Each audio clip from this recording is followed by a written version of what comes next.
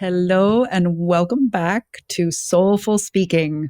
I'm super excited about my guest today. Lauren and I met in a networking group and energetically clicked, and then eventually met with each other. And I had to use all of my powers of patience to stop her from telling me everything about her so that we could save it for this. Lauren Goldberg is a self-discovery and leadership coach, disability advocate, and entrepreneur, helping give people the tools they need to be confident change makers. Welcome, Lauren. Thank you. Excited to be here with you. I'm excited for this conversation. Me too. So it's called Soulful Speaking, and I always love to hear your journey. Where did your speaking journey begin?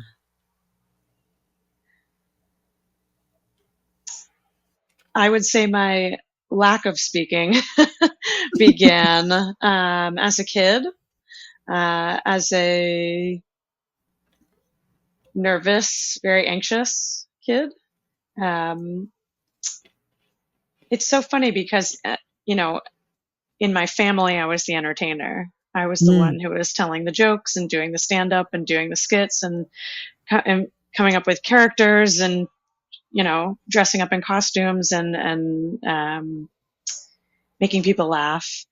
And then as I had a harder and harder time in school, discovering that I had ADHD and dyslexia and just really challenged by sort of fitting into the box that is mainstream schooling in America, I felt really embarrassed about using my voice and raising my hand and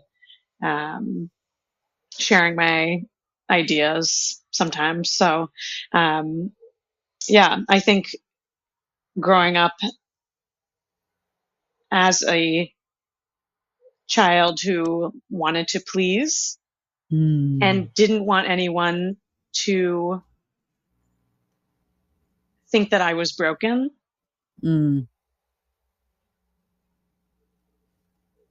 Like feeling like I had to overcompensate because I had disabilities, and I didn't want anyone to think less of me because of it. I definitely felt like I had to be the good girl. I had to follow the rules, and I had to do well, but I couldn't ask for help. And if there was any chance of me messing up or making a mistake, I couldn't put myself in that type of position to fail. So I think that's really where my silence started. And as I have become more confident in myself and who I am as a person, pride in my disabilities, in my identity, and just a greater self-awareness of the delight that I bring to the world and my unique spirit. I have become much more vocal, and being an entrepreneur, that is a journey in self-development that you don't expect to go on. And so you definitely using your voice, discovering your voice, refining your voice, and amplifying that voice has been part of that self-development journey. So yeah, there's so much in that. I hear freedom to be you in the family before the school, the boxes and the one size fits all of our school system derailed that or asked you to let go of who you actually were in order to fit this one size fits all mold.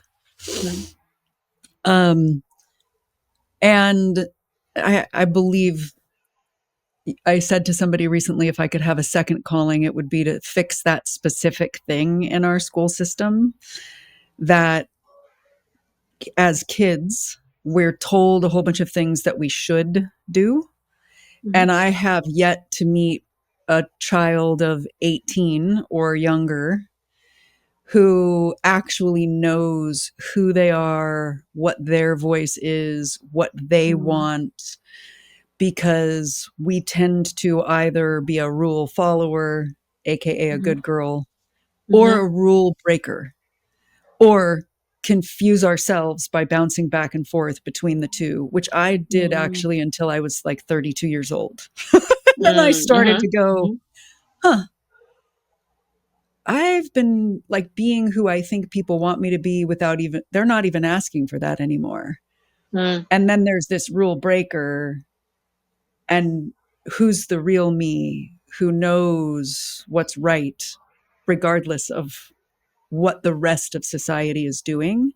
And as Mhm. you talked, it feels like there were the hard years, and now you are finding your way back to the wise version of what you had when you were the child, entertaining everybody, Yeah. embracing your freedom and your creativity. Yeah, I think that's true. I mean, yeah, I learned to survive in like I learned to adapt to a box Mm-hmm. that was put in front of me that said like, if you survive in this box, doors will open for you. Mm. Which was true to a point. But you know, I'm sitting here like with my fidget toy in my hands and feeling comfortable, like being myself and breaking out of that like perfectionistic box that Mm-hmm. was placed in front of me that I tried so hard, put so much effort into fitting myself Mm. into that now I'm embracing my unique kush ball shape. Oh my God, I love And that. actually, kush ball is a really great fidget toy if you're looking for a good fidget toy. Yeah. And yeah, so going from a world that said like you have to sit still, you can't fidget, you have to be a certain way, you have to speak a certain way. um and I think there were definitely like glimmers of who I was. Like people did recognize my leadership, my creativity, but I was not, there was so much fog in Yeah. my view that I was not able to really see that in myself for a really Yeah. long time. Um, It sounds like the so, fog was, you said, if you follow these things, if you put your cushball self into this mhm, box, doors will open for you. And they did. So there was that benefit. And I'm also hearing the fog as a cost and mhm, the immense effort and energy mhm. wasted or spent. Yeah. What other kind of costs were happening at that time? Yeah. I mean, I think having gone from the fog of being in school to the fog of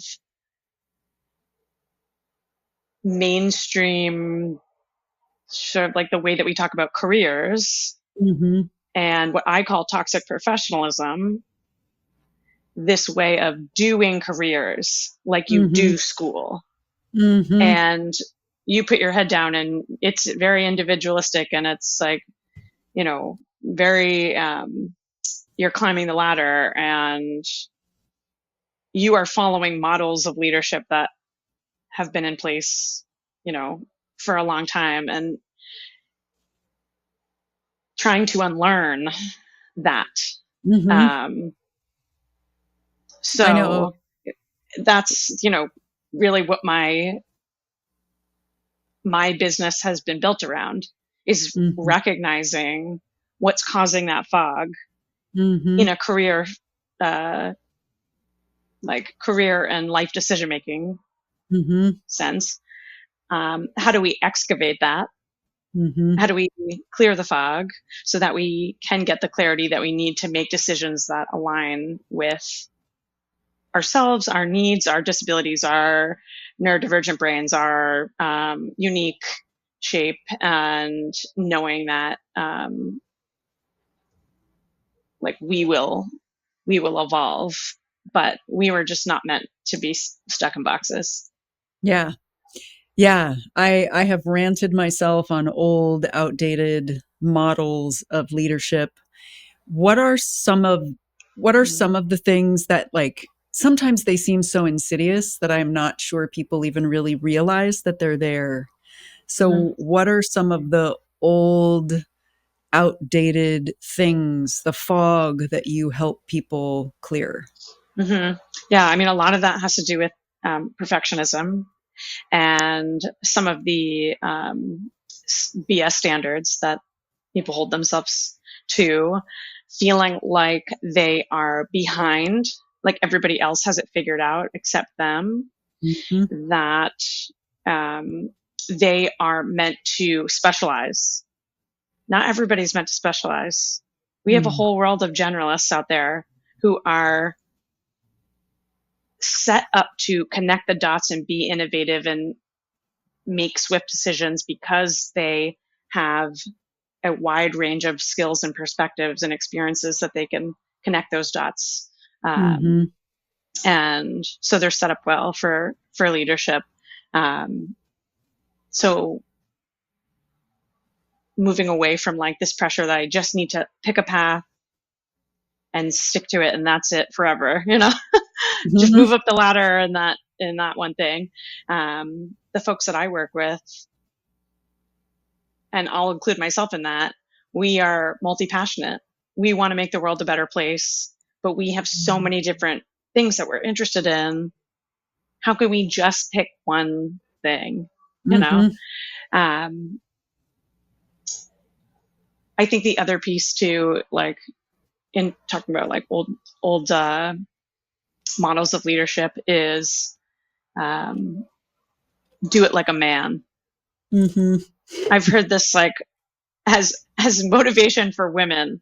Do things like what would a mediocre white man do? That's that's the standard. Like we should be, you know, setting a new standard.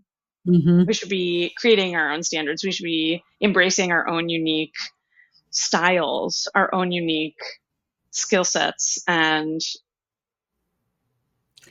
spirit and energy that we bring Yeah. to the table so that it's not just like do it the way Bob did it. Yeah. Yeah. I completely agree with you. I saw you do this, so I'll testify. Could not agree more. Even if it worked for Bob, which one could argue right now, it ain't working for Bob anymore. Even if it did work for Bob, I'm not Bob. So there's a Mm-hmm. whole lot of, Mm-hmm. what if it's not actually working for Bob anymore? Then why on earth would I try to do it that way if it's not even working for Bob? Mm-hmm. Mm-hmm. Yeah. Yeah. How did you find your way back to your more wise? You've got the freedom in your speaking. What were some of the key moments that were on your journey to find your way back? I definitely think getting laid off from my job and um, and then having like my next job like disappear overnight, like both of those things happening within a couple years made me question careers in general and um, self advocacy and being the one that is in control of your career and your life decisions and just feeling so out of control in those moments. like these decisions about me were made behind closed doors. And I realized that throughout my whole life, that's, throughout our life, people will be making decisions about us behind closed doors. But just feeling such a lack of control in those moments. I had been telling myself, like, entrepreneurship will be, that'll be something I do one day. I'll have my own business one day. Um, I'll get there at some point. And then, around that same time where I was trying to figure out my next steps after job loss times two, COVID hit and nobody was hiring. And it was like, well, really the only alternative here is entrepreneurship. And so what started out as being confidence coaching has really, that's been like the underlying thing that I've been doing with everyone, but through the lens of careers. And something that I didn't even realize that I was doing until a few years ago was like, I'm also doing that through the lens of disability justice. And helping to break the glass on our own internalized ableism. Speaking of old models of leadership, right? And some people saying like people being convinced that the best employees or the best workers or the best people to work with are able-bodied. And the truth is, folks with disabilities have incredible power, incredible perspective, incredible skills and adaptability, and all of these things that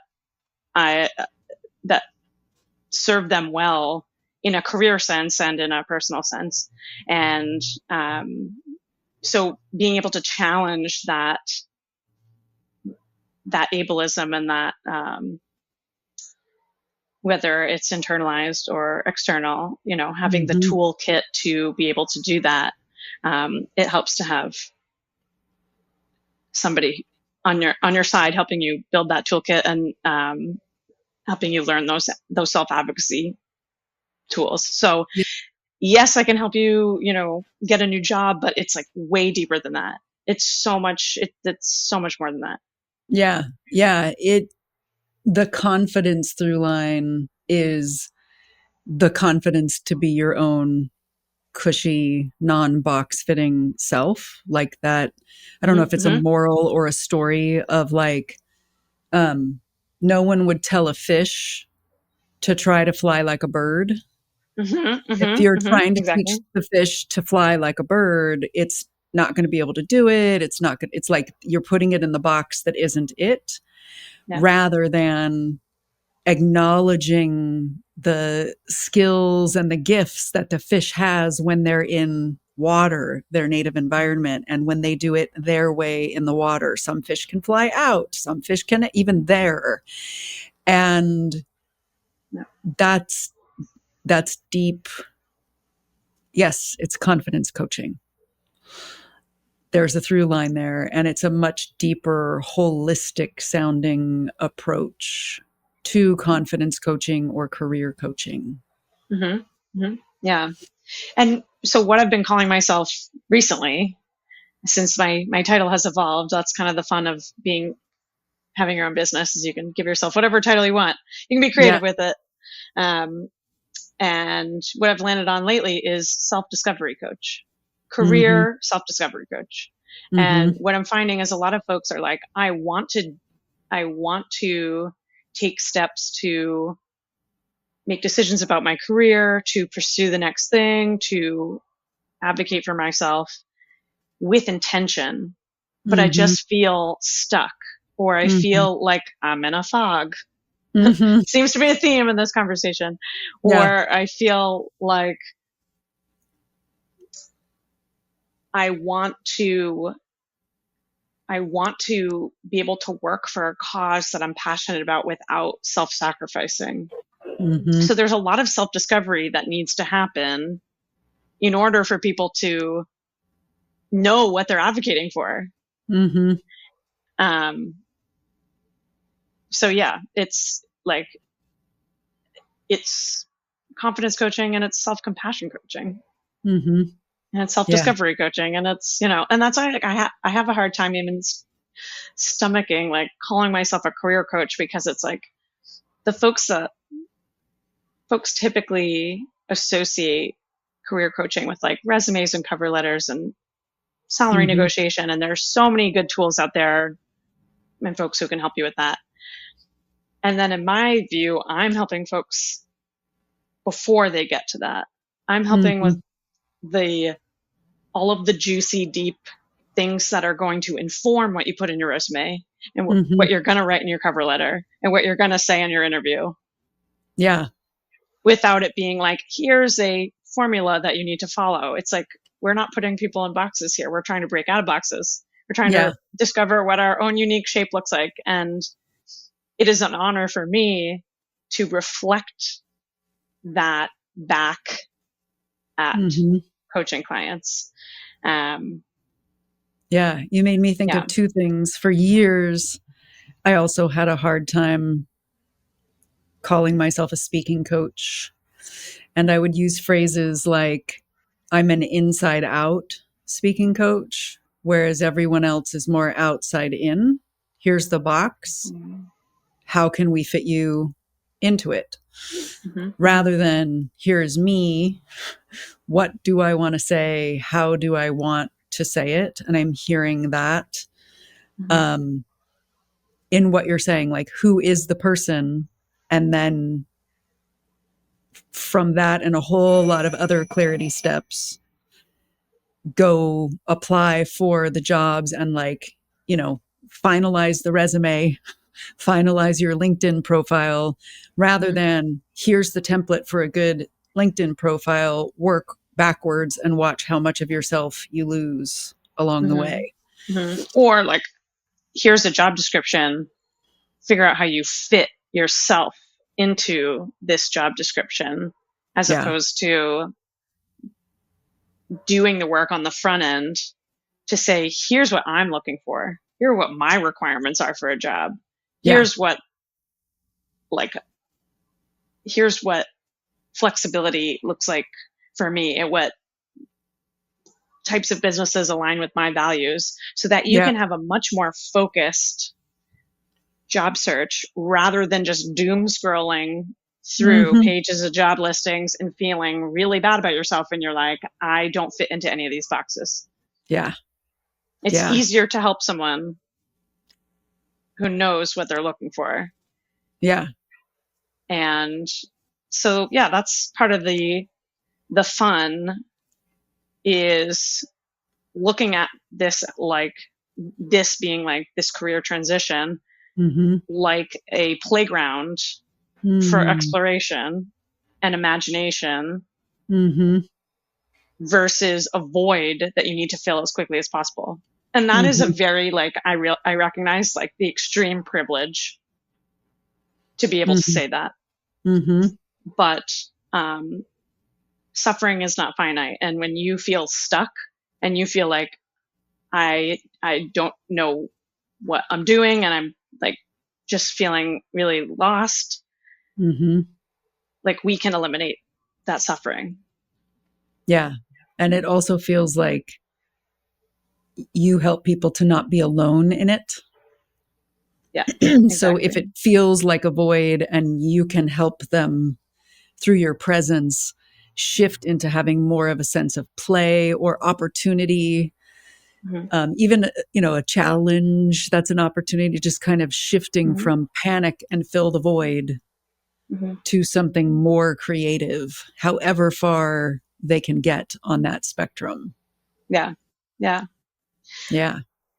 And I mean, and the reason I started this business is because I have done that one too many times, or far too many times, not one too many, far too many times. Mhm. navigating what feels like a career identity crisis by myself. Mhm. So pretty much all of my coaching clients, they're either in a position where they're like, I'm, I feel like I'm experiencing a career identity crisis because I don't know what my next job is, or I feel like I'm experiencing this identity crisis because I don't know what leadership looks like for me. Mhm. Yeah. And so being able to say, like, I've been there Mhm. multiple times, Mhm. I have not only curated tools to help a variety of people in various kind of situations, but part of the fun is we're co-creating this experience together. Mhm. We are figuring out what story you're telling feels good to say, Mhm. Yeah. and what unique tools need to be in your toolbox, as Mhm. opposed to just saying, like, here's, here's a formula, follow the formula. Mhm. There's so much of that out there, and it does help eliminate a lot of work, but it also puts people in boxes again. Mhm. Yeah. And we're trying to break free of that. So, Yeah. um, Yeah. that's a bit more about my coaching experience, and um, it's so fun. Yeah.